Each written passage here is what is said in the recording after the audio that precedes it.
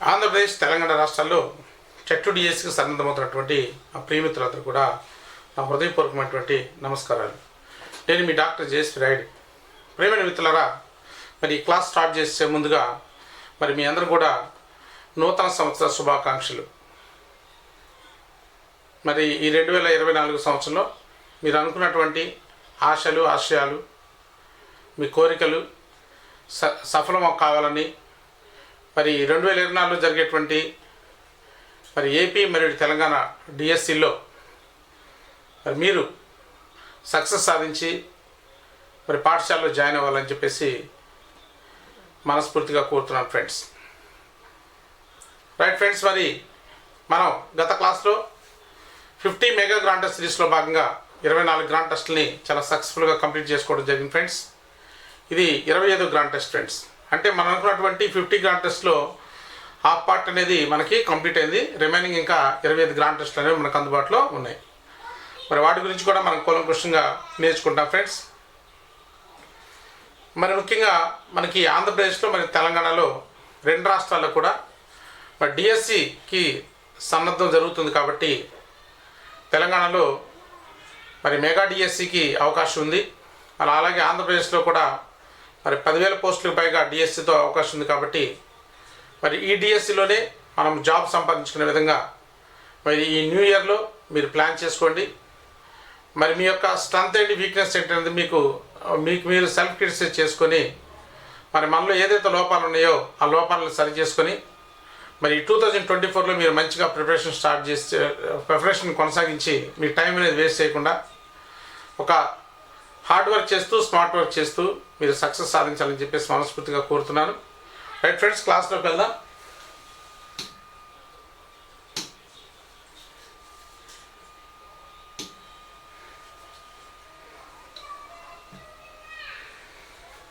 Social studies methodology grand test 25 social studies methodology grand test 40 questions. దీంట్లో మనకు తెలుసు 40 questions అనేవి మనకి ప్రతి టెస్ట్లో కూడా 40 క్వశ్చన్స్ అనేవి ఉంటాయి, అందుబాటులో ఉంటాయి ఫ్రెండ్స్.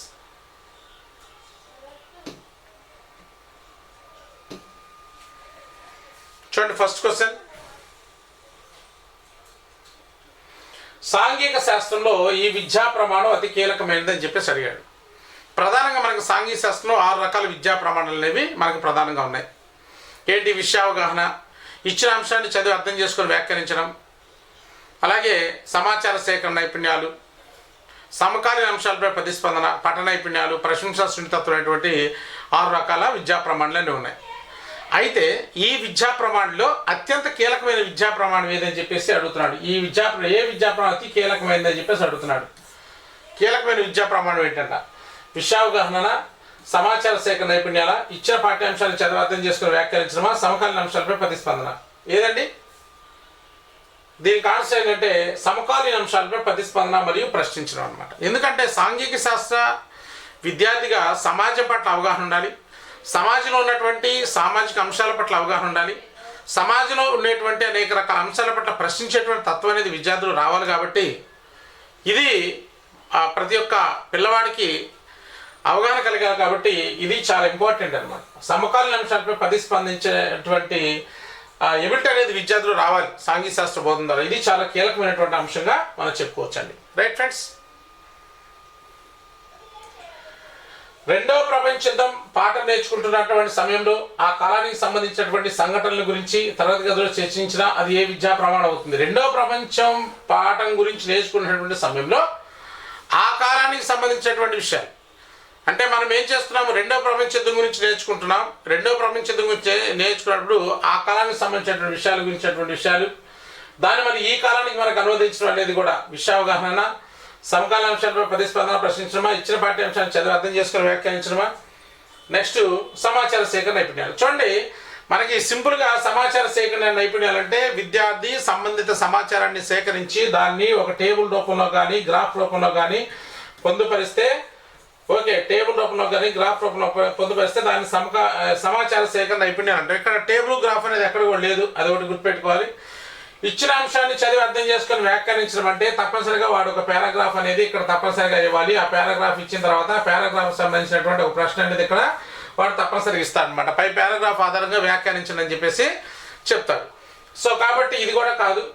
మరి విషయావగాహన అంటే వివరించండి, వర్ణించండి, వర్గీకరించండి, వ్యాఖ్యానించండి, పోలికలు చెప్పండి, భేదాలు చెప్పండి, ఉదాహరణలు ఇవ్వండి, ఇలాంటి పదాలు కనిపిస్తాయి కాబట్టి విషయావగాహన కాదు. కాబట్టి మరి రెండవ ప్రపంచ యుద్ధం పాఠం నేర్చుకునే సమయంలో ఆ కాలానికి సంబంధించినటువంటి విషయాలు మనం చర్చిస్తున్నాం కాబట్టి దీన్ని సమకాలీన అంశాలపై ప్రతిస్పందన మరియు ప్రశ్నించడం అని చెప్పేసి అంటాం. తప్పనిసరిగా మనకి విద్యా ప్రమాణాల్లో నుంచి తప్పనిసరిగా 2 లేక 3 బిట్లు తప్పనిసరిగా ఎగ్జామినేషన్ అడుగుతారు ఫ్రెండ్స్. చాలా జాగ్రత్తగా ఈ విషయాన్ని మీరు గ్రహించాలి. సమానత సుస్థిర అభివృద్ధి అను పాఠ్యాంశంలో ఉపాధ్యాయుడు చెబుతున్నప్పుడు వనరులు మనం ఏ విధంగా ఉపయోగించుకోవాలి, ప్రస్తుత తరాల వాళ్ళు ఉపయోగించుకోవాలి, ఎలా ఉపయోగించుకోవాలా లేదా భవిష్యత్ తరాల వాళ్ళు ఉపయోగించుకోవాలా అనే అంశంపై చర్చించిన అది ఏ విద్యా ప్రమాణం. సమానత సుస్థిర అభివృద్ధి అనే పాఠ్యాంశం బోధిస్తున్నాడు ఉపాధ్యాయుడు. అయితే ఉన్నటువంటి వనరుల్ని ప్రస్తుత తరం వాళ్ళు ఉపయోగించుకోవాలా లేక తర్వాత తరం వాళ్ళు వచ్చేటువంటి తరం వాళ్ళు ఉపయోగించుకోవాలనే దాని మీద చర్చ పెట్టాడు. ఇది దేనికి సంబంధించిన విషయావగాహన, ప్రశంసాశుని తత్వ, సమకాలీన ప్రతిస్పందన, ఇచ్చిన పాఠ్యాంశాన్ని చదివి అర్థం చేసుకుని వ్యాఖ్యానించడమా. సో ఇది తప్పనిసరిగా సమకాలీన అంశాలపై ప్రతిస్పందించడం, ఇలాంటి వాటికి చర్చలు పెట్టాలన్నమాట. చర్చ పెట్టేసి విద్యార్థుల యొక్క అభిప్రాయాన్ని మనం కూడా తెలుసుకోవడానికి మన ప్రయత్నం చేయాలి. చూడండి క్వశ్చన్స్ ఎలా ఉన్నాయి. ప్రపంచ నదులు నీటి వనరులు అనే పాఠ్యాంశాన్ని చెబుతున్నటువంటి సమయంలో కావేరీ నది గురించి చెబుతున్నటువంటి సమయంలో కావేరీ నది జిల్లాల గురించి కర్ణాటక, తమిళనాడు రాష్ట్రాలు తరచుగా గొడవ పడుతున్నాయి. దానిపై చర్చ జరిపి అలా ఎందుకు జరుగుతుంది, ఆ అంశానికి సంబంధించినటువంటి కారణాలను, ఆ సమస్యకు పరిష్కార మార్గాలు విద్యార్థులు సూచించిన అది ఏ విద్యా ప్రమాణం కిందకు వస్తుందని చెప్పేసి అడిగాడు. ఇలా అడుగుతాడు ఎగ్జామినేషన్లో అప్లికేషన్ ఓరియంటెడ్లో అడుగుతాడు. ఓకేనా. మరి అది ఏ విద్యా ప్రమాణానికి వస్తుంది? సమాచార సేకరణ నైపుణ్యాల, సమకాలీన అంశాలపై ప్రతిస్పందన, ప్రశ్నించడమా, ఇచ్చిన పాఠ్యాంశాన్ని చదివి అర్థం చేసుకొని వ్యాఖ్యానించడమా, విషయావగాహన. ఇది సమకాలీన అంశాలపై ప్రతిస్పందన అవుతుంది. ఇందా మనం చెప్పుకున్నాం సమాచార సేకరణ నైపుణ్యాలు అంటే మనకు టేబుల్, గ్రాఫ్ అనేది ఉండాలి తప్పనిసరిగా. ఎక్కడ కూడా ఈ సమాచారం సేకరించుకున్నట్టుగా కానీ టేబుల్, గ్రాఫ్ రూపంలో పొందుపరుచుకున్నట్టు కానీ ఎక్కడ కూడా లేదు దీంట్లో. సో కాదు. మరి ఇచ్చిన పాఠ్యాంశాన్ని అర్థం చేసుకొని వ్యాఖ్యానించడం అంటే తప్పనిసరిగా ఇది వ్యాఖ్యానించిన అనేటువంటి పదం మనకు కనిపించాలి ఈ క్వశ్చన్లో. విషయావగాహన అంటే మనం చెప్పుకున్నాం కదా, వివరించడం, వర్ణించడం, వ్యాఖ్యానించడం, వర్గీకరించడం, ఇలాంటి పదాలు మనకు కనిపించాలి. ఇలాంటివి కూడా ఎక్కడ కూడా మనకు లేవు అనమాట. రైట్. నెక్స్ట్ ఇక్కడ కూడా చూడండి. ప్రపంచ యుద్ధాల మధ్య ప్రపంచం అను పాఠ్యాంశాలను ఉపాధ్యాయుడు చెబుతూ ఉన్నప్పుడు 2వ ప్రపంచ యుద్ధం తర్వాత యుఎన్ఓ ఏర్పడింది. ఇది ప్రపంచ శాంతి కోసం కృషి చేస్తుందని ఉపాధ్యాయుడు చెప్పాడు. ప్రపంచంలో యుద్ధాలు, తగాదాలు రాకుండా మీరు ఏం చేస్తారు అనగా రాము అనే విద్యార్థి ప్రపంచంలో తగాదాలు, యుద్ధాలు రాకుండా తగిన పరిష్కార మార్గాలు కనుగొని సూచించిన అది ఏ విద్యా ప్రమాణం అవుతుంది అని చెప్పేసి అడిగాడు. చూడండి క్వశ్చన్ ఎంత ఉందండి. మళ్ళీ ఇలాగా పెద్ద పెద్ద క్వశ్చన్లు ఇస్తూ ఉంటాడు మనకి ఎగ్జామినేషన్లో, మనల్ని కొద్దిగా కన్ఫ్యూజ్ చేయడానికి. ఎందుకంటే మనకి ఒక బిట్కి 1 మినిటే ఉంటుంది అనమాట టైము. మనకి ఎన్ని బిట్లు అయితే 2 నిమిషాలు ఉంటాయి. మనం ఈ క్వశ్చన్ని చదువుకోవాలి, క్వశ్చన్ అర్థం చేసుకోవాలి, అలాగే మళ్ళీ ఇచ్చినటువంటి ఆప్షన్స్ కూడా మనం సరిగా చూడాలి. ఇలాంటి టైంలో మనకి ఎక్కడే బిట్ ఎక్కువ టైం పట్టడానికి అవకాశం అనేది ఉంది. మనకి ఎప్పుడైతే సబ్జెక్ట్ మీద మనకి ఫుల్ కమాండ్ అనేది ఉంటుందో అప్పుడు మనము ఎలాంటి ఇబ్బంది లేకుండా ఎలాంటి క్వశ్చన్ ఇచ్చినా కూడా మనం పెట్టడానికి అవకాశం అనేది ఉంది. మన టార్గెట్ ఏంటంటే మన స్టూడెంట్స్ ఎవరైతే ఉన్నారో, ఈ వీడియో చూస్తున్నటువంటి స్టూడెంట్స్ ఎవరైతే ఉన్నారో తప్పనిసరిగా తెలంగాణ వాళ్ళైతే 16 సంపాదించాలి, అలాగే ఏపీ వాళ్ళైతే 20 సంపాదించాలి. దీనికి సంబంధించి మనము త్వరలో అంటే ఈ నోటిఫికేషన్ ఎప్పుడైతే రిలీజ్ అవుతుందో ఆ రిలీజ్ అయ్యేటువంటి టైంలో తప్పనిసరిగా మనము టాపిక్ వైజ్ టెస్ట్ సిరీస్ అనే దాన్ని మనం ప్రారంభించడం జరుగుతుంది friends. Topic wise test series అనే దాన్ని మనం ప్రారంభిస్తాం.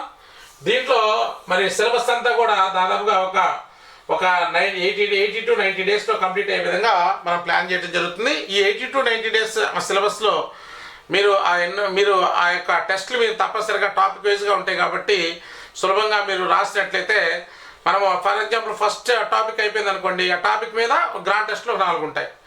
అలాగే 2వ టాపిక్ అయిపోయింది అనుకోండి, ఫస్ట్ టాపిక్ 2 టాపిక్ మీద మళ్ళీ 2-3 గ్రాండ్ టెస్ట్లు ఉంటాయి. అలా 3వ టాపిక్ అయిపోయింది అనుకోండి, 3వ టాపిక్ మీద గ్రాండ్ టెస్ట్ ఉంటాయి, ప్లస్ 1, 2, 3 మీద కొన్ని గ్రాండ్ టెస్ట్లు ఉంటాయి. ఆ విధంగా మనము చదివినటువంటి అంశాన్ని మళ్ళీ చదువుకుంటూ చివరి దాకా వెళ్ళేసి మళ్ళీ చివరిలో మళ్ళీ ఫైనల్గా ఒక టాప్ 5 గ్రాండ్ టెస్ట్లు అనేవి ఉంటాయి. వాటితో పాటుగా మళ్ళీ మీకు ఈ 50 గ్రాండ్ టెస్ట్ అనేవి కూడా ఉంటాయి. సో కాబట్టి మీకు మరి ఈ క్వశ్చన్స్ అనేవి మీకు ఏ ప్యాటర్న్ ఎలా వస్తుంది అనేది కూడా సింపుల్గా అవగాహన కావడానికి అవకాశం ఉంది. ప్లస్ మీరు మంచి స్కోర్ తెచ్చుకోవడానికి అవకాశం ఉంది ఫ్రెండ్స్. రైట్, మరి ఈ క్లాసెస్ చూసేవాళ్ళు ఎవరైతే ఉన్నారో ఫస్ట్ టైం చూస్తే మన ఛానల్ని సబ్స్క్రైబ్ చేయండి, మీ ఫ్రెండ్స్ కూడా షేర్ చేయండి, వాళ్ళు కూడా బెనిఫిట్ పొందుతారు. మెథడాలజీలో మన టార్గెట్ 100% తెచ్చుకోవడం ఫ్రెండ్స్. సరే చూడండి, మరి ఏ విద్యా ప్రమాణం కిందకి వస్తుంది? అది విషయావగాహనకు వస్తుందా, సమాచార సేకరణ నైపుణ్యాలకు వస్తుందా, సమకాలీన ప్రతిస్పందన వస్తుందా, ఇచ్చిన పాఠ్యాంశాలు అర్థం చేసుకోవడానికి వస్తుందా, సమకాలీన అంశాలపై ప్రతిస్పందించడం అనే దాని కిందకి వస్తుంది ఫ్రెండ్స్. ఆహార భద్రత అను పాఠ్యాంశాలను ఉపాధ్యాయుడు చెబుతూ ఉన్నప్పుడు ప్రస్తుత సమాజంలో అందరికీ ఆహారం అందుతుందా లేదా అనే అంశంపై తరగతి గదిలో చర్చించినది ఏ విద్యా ప్రమాణం కిందకి వస్తుంది? ఇలా అడుగుతాడు అప్లికేషన్ టైప్లో. ఇది అంతకుముందు టెట్లో కూడా 1-2 సార్లు అడిగాడు. ఇదే విధానంలో టెట్లో అంతకుముందు 2 సార్లు అడిగాడు.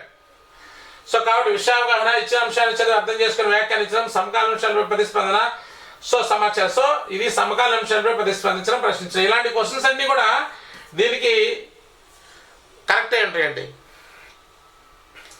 రైట్, చూడండి, పాఠ్యాంశాన్ని నిజ జీవిత అంశాలతో జోడించగలిగిన ఇది అంటే సమకాలీన అంశాలపై ప్రతిస్పందన అంటే మనకి ఏంటంటే మనం ఏ పాఠ్యాంశాన్ని అయితే విద్యార్థులకు మనం బోధిస్తున్నామో బోధించేటువంటి పాఠ్యాంశాన్ని విద్యార్థి యొక్క నిజ జీవితానికి అన్వయించి ఓకే ఆ అంశం పట్ల విద్యార్థికి ప్రస్తుత సమాజంలో ఎంత మేరకు అవేర్నెస్ ఉంది అనే విషయాన్ని మనం కనుక్కోగలగాలి.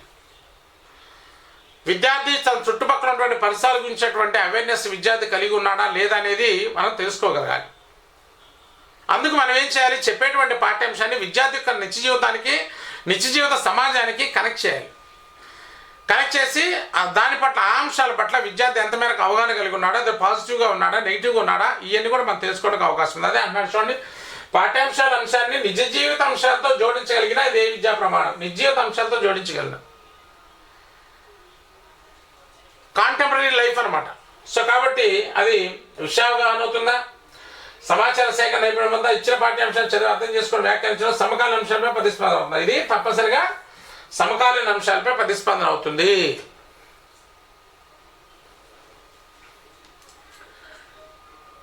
ఈ గ్రాండ్ టెస్ట్ ఎక్కువగా ఏం చేస్తామంటే ఎక్కువగా మనకి ఏ ఏరియాస్లో బిట్స్ పడడానికి అవకాశం ఉందో ఆ ఏరియాస్ మీద ఎక్కువ ఫోకస్ చేయడం జరిగిందండి ఈ గ్రాండ్ టెస్ట్లో. నెక్స్ట్ చూడండి, భారతదేశం ఒక లౌకిక దేశం అను పాఠ్యాంశాన్ని బోధించిన తర్వాత భారతదేశంలో మత సంఘర్షణ రాకుండా ఉండాలి అని ఏం చేయాలి అని ఉపాధ్యాయుడు అడగగా ప్రదీప్ అనేటువంటి విద్యార్థి మత సంఘర్షణ జరగకుండా ఉండటానికి నూతన పరికల్పనలు రూపొందించిన అది ఏ విద్యా ప్రమాణం అవుతుంది? నూతన పరికల్పనలు రూపొందించిన అది ఏ విద్యా ప్రమాణం అవుతుంది? సో కాబట్టి మరి విద్యార్థి ఇక్కడ విషయావగాహన, ఇచ్చిన పాఠ్యాంశాన్ని చదివి అర్థం చేసుకుని వ్యాఖ్యానించడమా లేక సమాచార సేకరణ నైపుణ్యాల, సమకాలీన అంశాలపై ప్రతిస్పందన, ప్రశ్నించడమా? సో ఇది కూడా మనకి సమకాలీన అంశాలపై ప్రతిస్పందన అవుతుంది.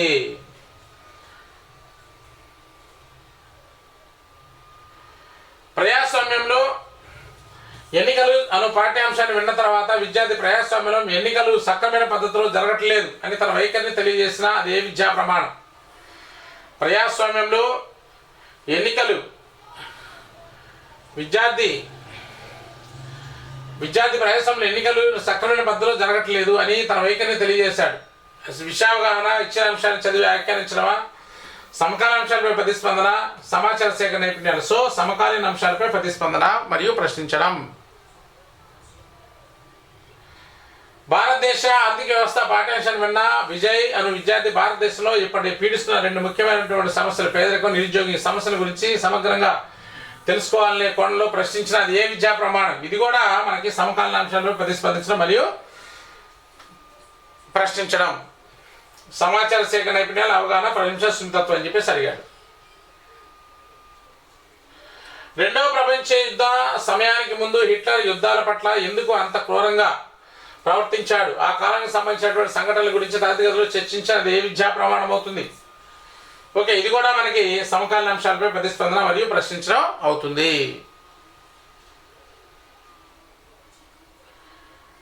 తక్కువ కులస్తులు ఎందుకు సమాజం చాలా వివక్షతో చూస్తుంది అనేది విద్యార్థి ప్రశ్నించడం అనేది ఏ విద్యా ప్రమాణానికి వస్తుందంటే ఇది కూడా మనకి సమకాలీన అంశాలపై ప్రతిస్పందన కిందకు వస్తుంది అనమాట. ఇలాగా మనకి ఈ ఈ యొక్క కులానికి సంబంధించినటువంటి మతానికి సంబంధించినటువంటి పాఠ్యాంశాలు మనం బోధించినప్పుడు ఇలాంటి ప్రశ్నలు విద్యార్థి అడిగాడంటే అది సమకాలీన అంశాలపై ప్రతిస్పందన అవుతుంది అన్నమాట. సమకాలీన అంశాలపై ప్రతిస్పందన అవుతుంది. విద్యార్థులు తోటి వారితో కలిసి పనిచేయడం ఏ విద్యా ప్రమాణం? రైట్. విద్యార్థులు తోటి వారితో కలిసి పనిచేయడం, విషయావగాహన, సమాచార సేకరణ నైపుణ్యాలు, ప్రశంస, సున్నితత్వం, సమకాలీన అంశాలపై ప్రతిస్పందన. సో ఇది ప్రశంస, సున్నితత్వం లేక అభినందన అవుతుంది అనమాట. విద్యార్థులు తోటి వారితో కలిసి పనిచేయడం కానీ, పోస్టర్లు, స్లోగన్లు ఇవన్నీ తయారు చేయడం కానీ, ఓకే, విద్యార్థులు సభలో సమావేశాల్లో పాల్గొనడం కానీ, వాటిని ప్రోత్సహించడం కానీ, ఇలాంటి పనులన్నీ కూడా దీని కిందకి వస్తాయి. ఇతరుల అభిప్రాయాలు అర్థం చేసుకొని గౌరవించడం, విషయావగాహన, సమాచార సేకరణ నైపుణ్యాలు, ప్రశంస, సున్నితత్వం, అలాగే సమకాలీన అంశాలపై ప్రతిస్పందన. సో ఇది కూడా ప్రశంస, అభినందన, సున్నితత్వం కిందకి వస్తుంది. ఇవన్నీ కూడా మనకు అర్థం కావాలంటే మనకి దీనికి సంబంధించినటువంటి వీడియో కూడా మనం చేయడం జరిగింది. దాదాపుగా ఒక గంటన్నర వీడియో. ఈ క్లాస్ వింటే తప్పనిసరి దాంట్లో కొన్ని కీవర్డ్స్ కూడా నేను చెప్పడం జరిగింది అనమాట. ఎట్లా దీన్ని ఈజీగా మనం ఫైండ్ అవుట్ చేయాలి, విషయావగాహన అంటే ఎలా ఫైండ్ అవుట్ చేయాలి, ఓకే, ఇవన్నీ కూడా చాలా క్లారిటీగా మనం చెప్పడం జరిగింది అనమాట. Right friends.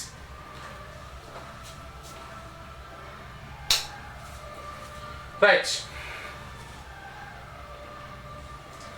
అవసరమైన వారికి సహాయ సహకారాలు అందించిన ఏ విద్యా ప్రమాణం అవుతుంది? ప్రశంస, అభినందన, విషయావగాహన, సమాచార నైపుణ్యాలు, ఇచ్చిన అంశాన్ని చదివి అర్థం చేసుకొని వ్యాఖ్యానించింది. ఇది కూడా ప్రశంస, అభినందన, సున్నితత్వం అవుతుంది.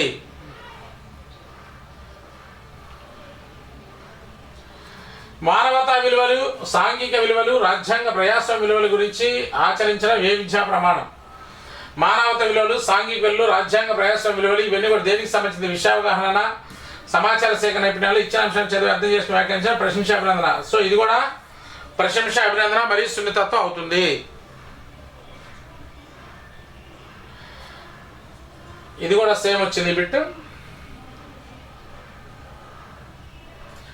ఇతరుల ఎడల సహానుభూతి, ఎంపతితో వ్యవహరించడం అనేది ఏ విద్యా ప్రమాణం? ప్రశంస, సున్నితత్వమా, సమాచార నైపుణ్యాలు, ఇచ్చిన అంశాన్ని చదివి అర్థం చేసుకుని వ్యాఖ్యానించడం సమకాలీన ప్రతిస్పందన. ఇది కూడా ప్రశంస, అభినందన మరియు సున్నితత్వం అవుతుంది. గొప్ప దేశ నాయకులు, సంఘ సంస్కృతులు, కళాకారులు, ఉద్యమ నాయకులు విశిష్ట గుణాలను ఆదర్శంగా తీసుకోవడం, వాటిని గౌరవించడం అనేది ఇవన్నీ కూడా దేని కిందకి వస్తాయంటే ఇది కూడా ప్రశంస మరియు సున్నితత్వం అవుతుంది. ప్రశంస మరియు సున్నితత్వంలో మనం ప్రధానంగా విద్యార్థి పోస్టర్లు తయారు చేయడం కానీ, స్లోగన్స్ ఫ్రేమ్ చేయడం కానీ, ఎడిటర్స్కి లేఖలు రాయడం కావచ్చు, లేకపోతే ఇతరులను ప్రోత్సహించడం కావచ్చు, సభలో సమావేశాలు పాల్గొనడం కావచ్చు, రాజ్యాంగ విలువలను గౌరవించడం కావచ్చు, ఓకేనా, జీవన నైపుణ్యాలు పెంపొందించుకోవడం కావచ్చు, ఓకే, ఇలాంటివన్నీ కూడా మనకి ప్రశంస, సున్నితత్వం కిందకి వస్తాయి ఫ్రెండ్స్. దేశ సంస్కృతి సాంప్రదాయాలు కాపాడడం, వాటిని గౌరవించడం అనేది విషయావగాహన, సమాచార సేకరణ నైపుణ్యాలు, ప్రశంస, అభినందన, ఇచ్చిన అంశాన్ని వ్యాఖ్యానించడం ప్రశంస మరియు అభినందన మరియు సున్నితత్వం అవుతుంది. భిన్నత్వంలో ఏకత్వం యొక్క ప్రాధాన్యత గుర్తించడం ఏ విద్యా ప్రమాణం? భిన్నత్వంలో ఏకత్వం యొక్క ప్రాధాన్యత గుర్తించట. ఇది కూడా విషయావగాహన, సమకాలీన అంశాలపై ప్రతిస్పందించడం, ప్రశంస, అభినందన, సమాచార సేకరణ నైపుణ్యాలు, ఇది కూడా ప్రశంస, అభినందన మరియు సున్నితత్వం అవుతుంది. రైట్. ఇవన్నీ కూడా మనకి విద్యా ప్రమాణాల్లో చాలా ఇంపార్టెంట్ అంశాలు. వివిధ అంశాలపై తమ స్పందన తెలియజేసే నినాదాలు, పోస్టర్లు, కరపత్రాలు ఇవన్నీ కూడా తయారు చేయడం ఏ విద్యా ప్రమాణం కిందకి వస్తుంది? సో ఇది కూడా ప్రశంస, అభినందన మరియు సున్నితత్వం అవుతుంది. ఇవన్నీ కూడా వివిధ సమస్యలపై విశ్లేషిస్తూ పత్రికలను అధికారులకు ఉత్తరాలు ప్రాతినిధ్య లేఖలు రాయడం ఏ విద్యా ప్రమాణం? విషయావగాహన, సమాచార నైపుణ్యాలు, సమకాలీన అంశాలపై ప్రతిస్పందన, ప్రశంస మరియు అభినందనం. ఇది కూడా ప్రశంస, అభినందన మరియు సున్నితత్వం అవుతుంది. ఇవన్నీ కూడా ఈ యొక్క వీడియోలో ఎక్కువగా ఈ యొక్క అకాడమిక్ స్టాండర్డ్స్ మీద ఎక్కువ బిట్స్ అడుగుతున్నాడు కాబట్టి ఆ బిట్స్ మీద కొన్ని ప్రిపేర్ చేయడం అనేది జరిగింది ఫ్రెండ్స్. వివిధ వ్యక్తులు తోటివారు చేసినటువంటి మంచి పనులను ప్రశంసించడం అనేది ఏ విద్యా ప్రమాణం? ఇది కూడా ప్రశంస, సున్నితత్వమే అవుతుంది. సభలు, సమావేశాలు, సెమినార్లు, కార్యాలయాల్లో పాల్గొనడం ఏ విద్యా ప్రమాణం? ఇది కూడా మనకి విషయావగాహన, ప్రశంస, అభినందనీయము, ఇచ్చిన పాఠ్యం చదివి అర్థం చేసుకుని వ్యాఖ్యానించడం, సమకాలీన అంశాలపై ప్రతిస్పందన. ఇది కూడా మనకి ప్రశంస, సున్నితత్వమే అవుతుంది.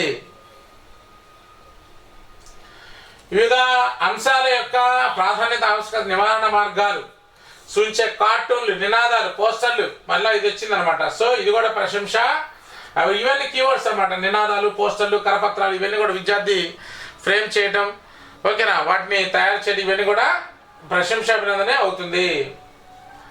పిల్లలచే జాతీయ నాయకులు, చరిత్రలో గొప్ప వ్యక్తుల పాత్రను నటింపజేయడం వంటి రోల్ ప్లేలు ద్వారా విద్యార్థుల విలువలు పెంపొందింపజేయడం అనేది ఏ విద్యా ప్రమాణం? ఇది కూడా ప్రశంసాభినందన సున్నితత్వం అవుతుంది. అంటే వాళ్ళలో ఉన్నటువంటి గొప్ప లక్షణాలను మనం అడాప్ట్ చేసుకోవడానికి విద్యార్థి అలాంటి రోల్ ప్లే ఎవరైనా చేసిన తర్వాత వాటిని అడాప్ట్ చేసుకోవడం జరుగుతుంది అనమాట. జీవన నైపుణ్యాలు అభివృద్ధి చేయడం అనేది ఏ విద్యా ప్రమాణం అంటే ఇది కూడా ప్రశంసా సున్నితత్వం అవుతుంది. చూడండి, ఎక్కువగా మనకి సమకాలీన అంశాలపై ప్రతిస్పందన ప్రశంసా సున్నితత్వంలోనే మన బిట్స్ ఎక్కువగా మనకి మిస్ అవుతూ ఉంటాయి అన్నమాట. అందుకని ఎక్కువగా ఈ ఏరియాలో బిట్స్ ఎక్కువగా మనం ఫోకస్ చేయడం జరిగింది. పాఠ్యాంశాలు బోధించేటప్పుడు విద్యార్థుల్లో కలిగిన భావనలను చెప్పించడం లేదా రాయించడం. పాఠ్యాంశాన్ని బోధించినప్పుడు విద్యార్థులు కలిగిన భావాలు చెప్పించడం లేక ఇది కూడా మనకి సమకాలీన అంశాలపై ప్రతిస్పందన. పాఠ్యాంశం బోధించినప్పుడు విద్యార్థులకు కలిగిన భావాలు, అది పాజిటివ్ కావచ్చు, నెగిటివ్ కావచ్చు, వాటిని చెప్పించడం, ఇవన్నీ కూడా ఇది కూడా మనకి సమకాలీన అంశాలపై ప్రతిస్పందన అవుతుంది. ఈ కింది వాటిలో మాధ్యమిక ఉన్నత స్థాయి అభ్యసన లక్ష్యాలు సరికాదు. ఇలాంటి వాటిలో ఎక్కువ బిట్స్ అడుగుతున్నాడండి. మాధ్యమిక ఉన్నత స్థాయి, ప్రాథమిక స్థాయి, ప్రాథమిక ఉన్నత స్థాయి, మాధ్యమిక స్థాయి, మాధ్యమిక ఉన్నత స్థాయి అభ్యసన లక్ష్యాలు కొన్ని ఇవ్వడం జరిగిందనమాట. మరి మాధ్యమిక స్థాయి అభ్యసన లక్ష్యాలు కరెక్ట్గా 3 అభ్యసన లక్ష్యాలు వాటి టెక్స్ట్ బుక్లు ఇవ్వడం జరిగింది. అది భావనల పట్ల అవగాహన పెంపొందిస్తూ వాళ్ళు సామాజిక రాజకీయ వాస్తవాలను విశ్లేషించే సామర్థ్యాన్ని, నైపుణ్యాన్ని పెంపొందించే విధంగా ఉండాలి. సామాజిక శాస్త్ర విషయ పాఠ్యాంశాలు విద్యార్థులు వాస్తవాన్ని విమర్శనాత్మక దృష్టితో తెలుసుకోవడం, ప్రశ్నించడం ద్వారా సామాజిక స్పృహ కలిగించే విధంగా ఉండాలి. ప్రజాస్వామ్య దేశ ప్రజల హక్కులు, బాధ్యతలపై అవగాహన. ఇది వచ్చేసరికి ఇది మాధ్యమిక స్థాయికి సంబంధించింది. ఇది మాధ్యమిక స్థాయిలో ప్రధానంగా 5 ఉన్నాయి. ఇది మాధ్యమిక స్థాయి అభ్యసన లక్ష్యంగా మనం చెప్పుకోవచ్చు. దేశ విదేశ రాజకీయ ఆర్థిక వాస్తవాలను నిశ్చితంగా అవగాహన చేసుకోవడానికి తగిన సామాజిక సాంస్కృతిక విశ్లేషణాత్మక నైపుణ్యాలు విద్యార్థులు ఉండాలి. ఈ 3 కూడా కరెక్టే, ఈ 3 కరెక్ట్గానే ఉన్నాయి. ఇది మాత్రం తప్పుగా ఉందన్నమాట. కాబట్టి ఇది మాధ్యమిక ఉన్నత స్థాయికి సంబంధించింది కాదు, ఇది మాధ్యమిక స్థాయికి సంబంధించిందిగా మనం చెప్పుకోవచ్చు అనమాట. నిర్మాణాత్మక ఉపగమనం అనుసరించి సాంఘిక శాస్త్ర అభ్యసన లక్ష్యాలను పరిశీలించండి. సాంఘిక శాస్త్ర అభ్యసనం పూర్వపరాల నేపథ్యం ఆధారంగా అన్వేషిస్తూ నైపుణ్యాలు అభివృద్ధి చేయాలి, కరెక్టే. ప్రాంతాల్లో, సమయాల్లో జరిగిన సంఘటనల అనుభవాలను అవగాహన కల్పించడం. రాజ్యాంగ సాంఘిక నైతిక విలువలను ముందు తరాల వారికి అందించే విధంగా వారిలో సాంఘిక స్పృహ పెంపొందించడం. ఇవన్నీ కూడా కన్సెప్ట్ లెర్నింగ్ బేస్ చేసుకుని అభ్యసన లక్ష్యాలు. పై వాటిలో సరైనవి ఏబీనా, ఏసీనా, బీసీనా, ఏబీసీనా. సో ఏబీసీ మొత్తం కూడా సరైనవి. ఈ మోడల్ అడుగుతాడండి బిట్స్. ఇలాంటి మోడల్లో మనకి బిట్స్ అడిగినప్పుడు తప్పనిసరిగా మనకి బిట్ లాస్ కావడానికి అవకాశం అనేది ఉంది. కాబట్టి ఆ కరికులం అనేటువంటి ఏరియాలో కానీ ఓకే, అలాగే మనకి ఈ సాంఘిక శాస్త్ర బోధన ఉద్దేశాలటువంటి ఏరియాలో ఈ అభ్యసన లక్ష్యాలకు సంబంధించినటువంటి అంశాలు ఉన్నాయన్నమాట. అవి చాలా జాగ్రత్తగా మనం స్టడీ చేయాలి. పేజ్ నెంబర్ 79లో ఇచ్చిన మ్యాప్ను చూసి గోదావరి నది ఉపనదులను తెలియజేయండి. ఉపనది అంటే మ్యాప్ని చదవాలి. మ్యాప్ పాయింటింగ్లో map drawing, map reading, map pointing, map reading.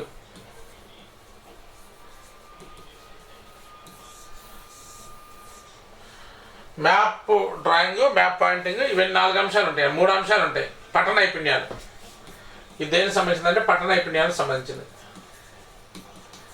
పఠన నైపుణ్యాలు ప్రధానంగా 3 అంశాలు ఉంటాయి. సో కాబట్టి దీంట్లో మ్యాప్ చదవటం అనమాట, మ్యాప్ చదవటం. భారతదేశ పటంలో వింధ్యా పర్వతాలు, సాత్పురా పర్వతాలు గుర్తించండి అనేది ఏంటి? మ్యాప్లో గుర్తించడం అనమాట. మ్యాప్లో గుర్తించడం. ఇది మ్యాప్ గీయటమా, మ్యాప్ చదవటమా, మ్యాప్ గుర్తించడమా, ఏది కాదని చెప్పేసి అడిగాడు. సో మ్యాప్లో గుర్తించడం. సింధు నాగరికత కాలంలో సామాజిక జీవనం గుర్తించి చర్చిస్తూ దాన్ని తమ ప్రాంతంలో అన్నాడు. సామాజిక జీవనంతో పోల్చి చూసుకోవడం అనేది దేనికి సంబంధించిందంటే సమకాలీన అంశాలపై ప్రతిస్పందన మరియు ప్రశ్నించడం అనే దానికి సంబంధించింది. గత అంశాన్ని మన జీవితంతో మనం కంపేర్ చేసుకుంటే అలా చేస్తే సమకాలీన అంశాలపై ప్రతిస్పందన అని చెప్పేసి అంటాం. భావనల అవగాహన లేకపోతే దీని విషయ అవగాహన కూడా అనొచ్చు అనమాట. రైట్. విద్యా ప్రణాళికను ఆంగ్లంలో భాషలో కరికులం అంటారు. కరికులం కర్రీ అనే పదం నుంచి వచ్చింది. ఇది ఏ భాషా పదం అంటే అరబికా, రోమనా, గ్రీకా, లాటిన్. సో ఇది కర్రీ అనేటువంటి లాటిన్ పదం. కర్రీ అనగా పరుగు పందెపు బాట, పరుగు పందెపు బాట, పరిగెత్తే మార్గం,